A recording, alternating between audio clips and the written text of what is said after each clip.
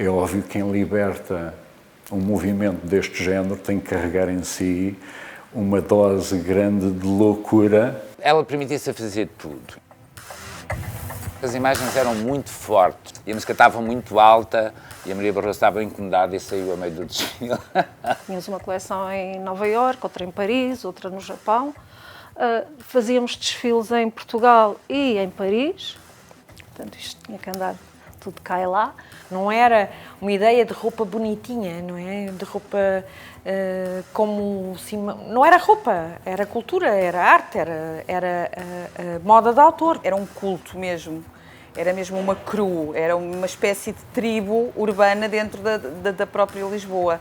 Eu lembro que as pessoas até me conheciam, diziam, é aquela que veste Ana Salazar. Não era o saia e casaco típico de uma estrada, era uma coisa diferente.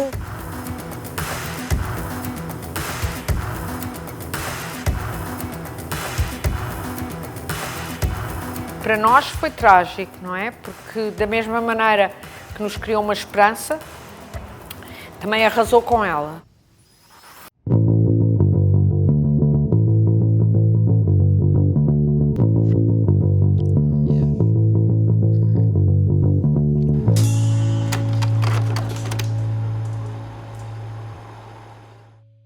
A moda é uma coisa intrínseca. Eu costumava dizer que é uma coisa que não sei viver sem ela e ela não sabe.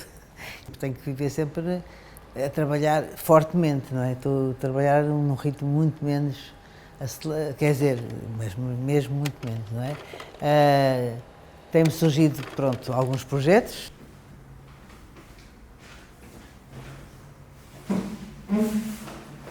Aqui está uma foto daquela coleção Arlo. Eu resolvi fazer com alguns manequins muito conhecidos naquela época. Portanto, está aqui a Dalila, está aqui a Paula Madeira, está aqui o Zé Manel, está aqui até a minha filha, amigas da minha filha do liceu, na altura. No fundo, eu sempre fiz muito isto, de misturar, no fundo, pessoas comuns a desfilar, porque achei sempre que o meu vestuário era para todas as pessoas, para toda a gente, e não para estereotipos, não é?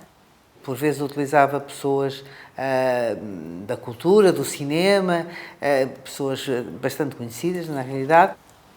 Aqui já estou a trabalhar com a marca Ana Salazar, aliás, vê-se já no painel, não é? Já há aqui pronto, um cuidado diferente como os manequins estão a desfilar e tudo isso.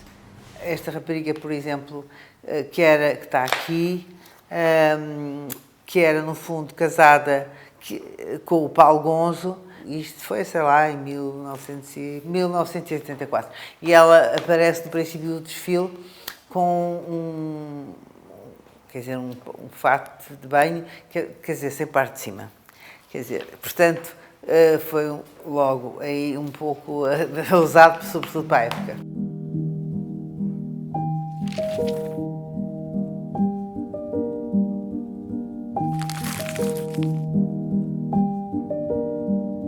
Tinha pai 5 anos e dizia sempre, tinha pronto, uma noção do que era bonito, do que era feio. A minha avó, que realmente era modista de alta costura e que fazia os meus vestidos e isso tudo, eu tinha uma figura, pronto, muito bonita, com muito bom gosto, e a irmã dela não, era uma pessoa muito mais vulgar, e não sei, depois eu dizia sempre, não quero sair com a tia Mia, porque ela, pronto, é muito pirosa.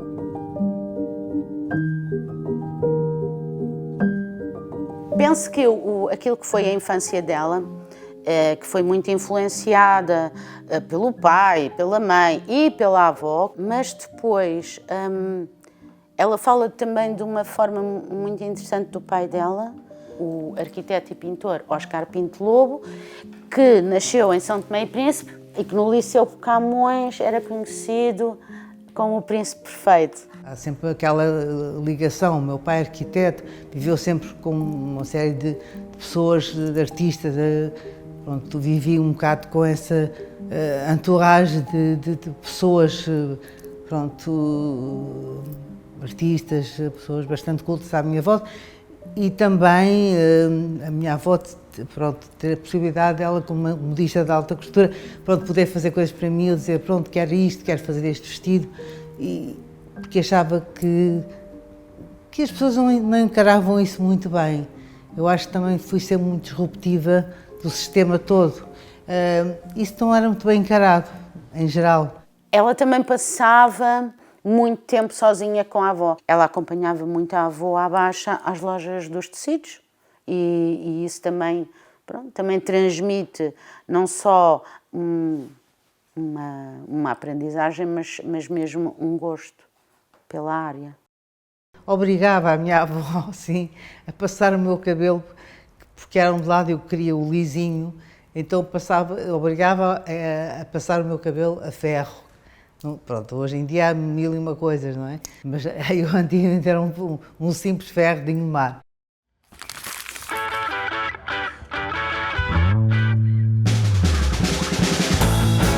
No caso da Ana Salazar, esse gosto vai-se aliar a uma opção de vida. Ela decide ir por ali e já com uma equipa, na altura o Manuel Salazar, não é? Então eles juntos fazem aquela empresa e aquela fábrica que é fundamental.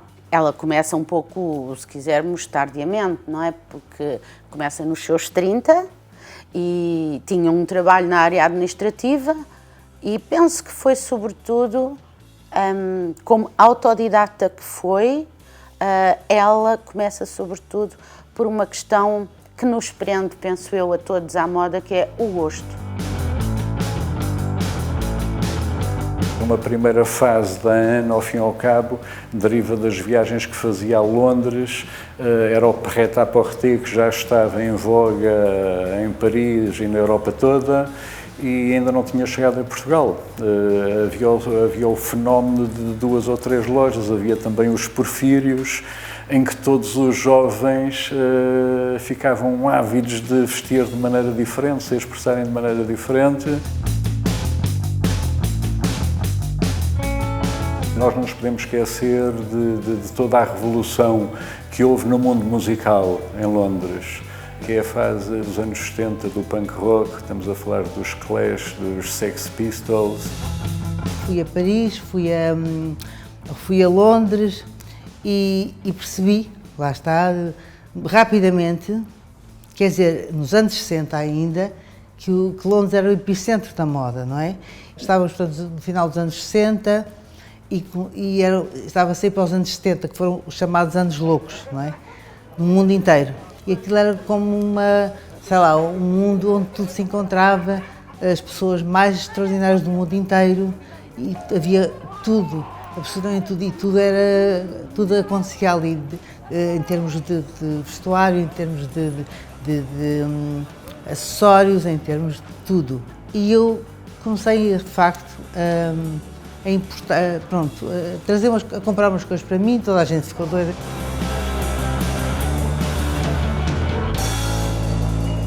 Em Portugal as coisas estavam, de facto, muito... Sei lá, eu olhava para as pessoas e as pessoas... Eu até gosto da cor cinzenta. Eu não sei se era cinzentismo. O que se passava é que as pessoas vestiam-se como se tivessem 20 ou 30 anos mais... fossem, portanto, 20 ou 30 anos mais velhas. Mesmo que houvesse já aquela abertura da assim chamada primavera marcelista, bom, não é a mesma coisa que Londres, não tem as mesmas correntes, não tem os mesmos grupos, é toda uma história diferente, não é? Nós podíamos sentar, isso era muito giro, Vivienne Westwood e Ana Salazar, e depois... Não é? Vamos ver onde é que vamos. Porque é muito giro, porque na realidade são pessoas da mesma idade e que têm percursos diferentes, mas em que conseguimos situar afinidades, certamente. Não é? Pelo caminho que escolheram, mas em territórios diferentes. Quando vem de Londres, já traz com certeza muitas ideias na cabeça e até que ela começa com aquilo que é, digamos, a escolha e a seleção de marcas para ter numa loja em Lisboa que ela batiza, digamos, entre aspas, como a revolução antes da revolução. A loja chamava-se a Maçã, não é?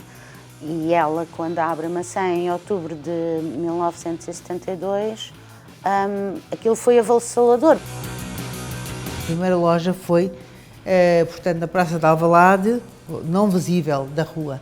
Tinha que fazer mapa para as pessoas chegarem lá. Aquilo foi um êxito de tal maneira que eu tinha que ter, muitas vezes não havia, hoje há segurança, assim, não sei o quê, eu tinha que ter polícia à porta, porque eram enchentes. Foi muito interessante em todos os aspectos porque tinha um público completamente heterogéneo que me agradou imenso. Vendiam-se, por exemplo, imensas coisas tipo casacos afegãs, que eram tipo com pele e depois todos bordados, coisas indianas, hoje em dia diríamos um bocadinho hippie chic, não é? Mas, portanto, era um bocado uma grande mistura coisas que, no fundo, era o que toda a gente apetecia pôr naquele momento, não é? Aquilo era tão louco. Chegámos a vender para aí, não sei, para 500 lojas, não sei se está a ver, Portugal é pequeníssimo. E, de facto, aquilo trouxe exatamente o que as pessoas queriam. Os anos 70 foi uma revolução no mundo inteiro, que são considerados, como toda a gente sabe, não é? Um bocado os anos do bom gosto ao mau gosto. Há ali uma barreira muito ténue, porque tudo é permitido, é só por isso. O momento da Revolução trouxe uma abertura aos portugueses.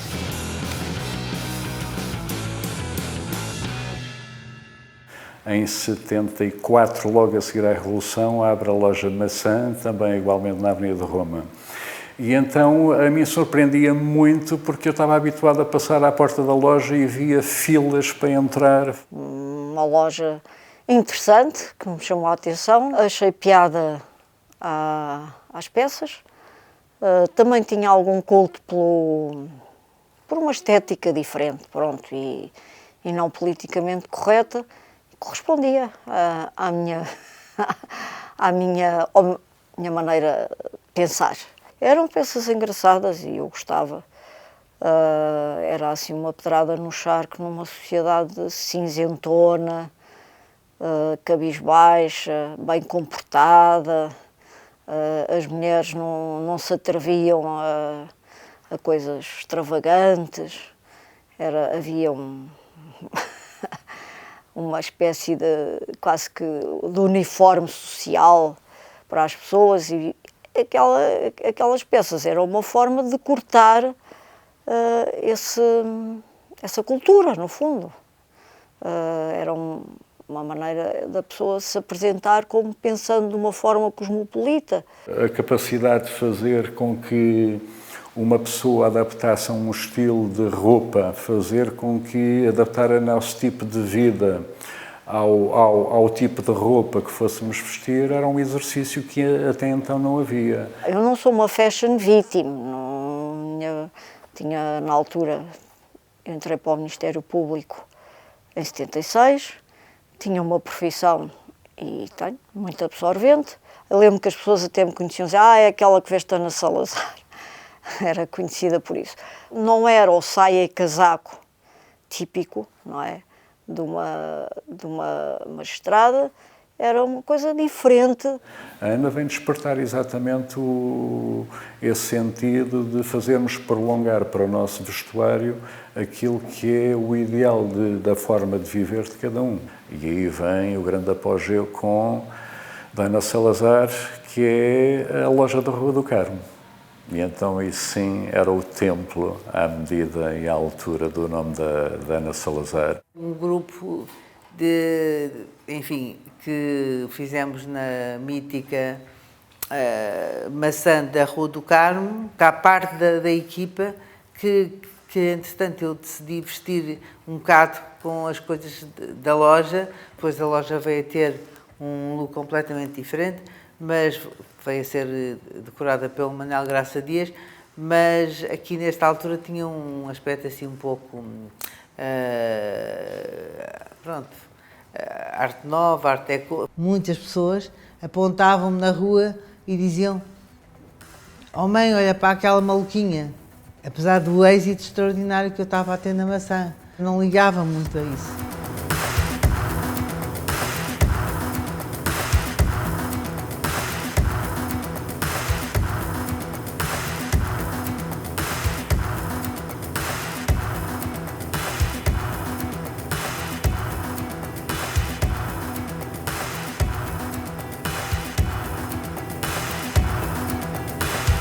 Nos finais dos anos 70,